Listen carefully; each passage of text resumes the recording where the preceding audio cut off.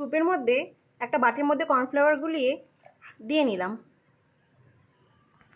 এরপর আমি ময়দার লেচিগুলোকে রুটির মতন করে বেলে নিয়ে ছোট ছোট বাটি দিয়ে কেটে নিচ্ছি। বাটি দিয়ে এইভাবে ঠিক গোল গোল করে কেটে নিতে হবে। এরপর পুরগুলো ভরে নেব আর চারিপাশে অয়েল দিয়ে নেব। তারপর মোমো শেপগুলো রেডি করব। তোমরা চাইলে মনের মতো করে রেডি করতে পারো।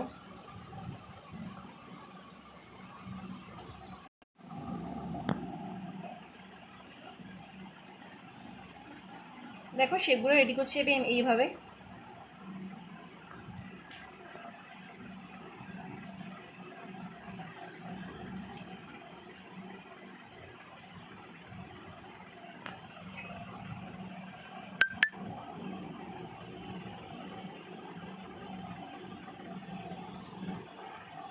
এরপর আমি রাইস কুকারের উপরে অংশে একটু অয়েল ব্রাশ করে মোমোগুলোকে একের পর এক সাজিয়ে দেব।